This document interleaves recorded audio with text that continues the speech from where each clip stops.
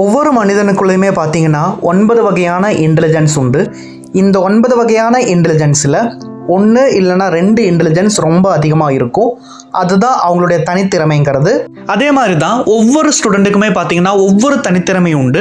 ஒரு சிலர் science and maths நல்லா படிப்பாங்க, ஒரு சிலர் ஆர்ட்ஸில் நல்லா பர்ஃபார்ம் பண்ணுவாங்க, ஒரு சிலர் பார்த்தீங்கன்னா ஸ்போர்ட்ஸில் நல்லா பர்ஃபார்ம் பண்ணுவாங்க, ஒரு சிலர் பார்த்தீங்கன்னா லிட்ரேச்சரில் ரொம்ப டேலண்டடாக இருப்பாங்க. ஆனால் நம்முடைய எக்ஸாமினேஷன் சிஸ்டம் எப்படி இருக்குது அப்படின்னு பார்த்தீங்கன்னா அவங்களுடைய தனித்திறமையை மெஷர் பண்ணக்கூடிய அளவுக்கு ஒரு ப்ரோக்ரெசிவான சிஸ்டமாக இல்லாமல் ஜஸ்ட் அவங்களுடைய மார்க்கை மட்டும் மெஷர் பண்ணக்கூடிய ஒரு ஃபில்டரிங் சிஸ்டமாக இருக்குது. இந்த பிக்சரில் இருக்கக்கூடிய ஒவ்வொரு அனிமலுக்கும் ஒவ்வொரு தனித்திறமை உண்டு.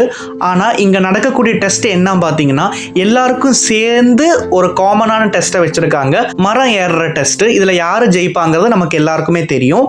இதே மாதிரி தான் நம்மளுடைய எக்ஸாமினேஷன் சிஸ்டமும்.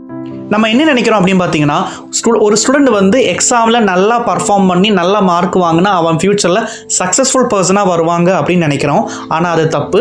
ஒவ்வொரு ஸ்டூடெண்ட்டுக்குமே இந்த எக்ஸாமை தாண்டி இந்த மார்க் வாங்கிறத தாண்டி அவனுக்கு ஒரு சில சாஃப்ட் ஸ்கில் தேவைப்படுது, எமோஷ்னல் இன்டெலிஜென்ஸ் தேவைப்படுது.